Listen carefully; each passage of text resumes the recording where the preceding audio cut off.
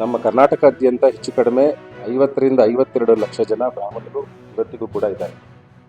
ಇಲ್ಲೇ ಇರ್ತಕ್ಕಂಥವ್ರು ಕರ್ನಾಟಕದಲ್ಲೇ ವಾಸ ಮಾಡ್ತಿರ್ತಕ್ಕಂಥವ್ರು. ಹಾಗಾಗಿ ಜನಗಣತಿ ಲಾಸ್ಟ್ ಟೈಮ್ ಆಗಿರ್ತಕ್ಕಂಥದ್ದು ವೈಜ್ಞಾನಿಕವಾಗಿ ಸರಿಯಾಗಿ ನಡೆದಿಲ್ಲ ಅಂತಕ್ಕಂಥ ಒಂದು ಉದ್ದೇಶದಿಂದ ಇತ್ತೀಚೆಗೆ ನಮ್ಮ ಅಖಿಲ ಕರ್ನಾಟಕ ಬ್ರಾಹ್ಮಣ ಮಹಾಸಭಾದ ಅಧ್ಯಕ್ಷರಾದ ರಘುನಾಥ್ರವರು ಆಯೋಗವನ್ನು ಭೇಟಿ ಮಾಡಿ ಮತ್ತು ಕಮಿಷನರ್ನ ಭೇಟಿ ಮಾಡಿ ಮತ್ತು ಸಂಬಂಧಪಟ್ಟ ನಮ್ಮ ಬ್ರಾಹ್ಮಣ ಯಾರು ಮಂತ್ರಿಗಳಿದ್ದಾರೆ ಅವರ ಮುಖೇನ ಸರ್ಕಾರಕ್ಕೆ ಒಂದು ಪ್ರಸ್ತಾವನೆಯನ್ನು ಸಲ್ಲಿಸಿದ್ರು.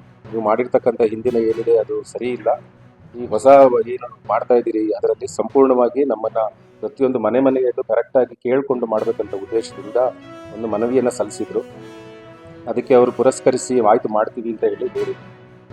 ಈ ಪತ್ರಿಕಾಗೋಷ್ಠಿಯ ಮುಖ್ಯ ಉದ್ದೇಶ ಏನಪ್ಪ ಅಂತ ಹೇಳಿದ್ರೆ, ಈಗಾಗಲೇ ನಮ್ಮ ಬಹುಶಃ ಎಲ್ಲರಿಗೂ ಗೊತ್ತಿರ್ತಕ್ಕಂಥದ್ದು ಬ್ರಾಹ್ಮಣ ಅಂತಕ್ಕಂಥ ಒಂದು ಏನು ನಮ್ಮ ಜಾತಿ ಇದೆ, ಅದರಲ್ಲಿ ಎಲ್ಲರ ಜಾತಿಯಲ್ಲಿದ್ದಂಗೆ ಸಣ್ಣ ಪುಟ್ಟ ಒಂದು 4-5 ಉಪಪಂಗಡಗಳು ಕೂಡ ಇದೆ.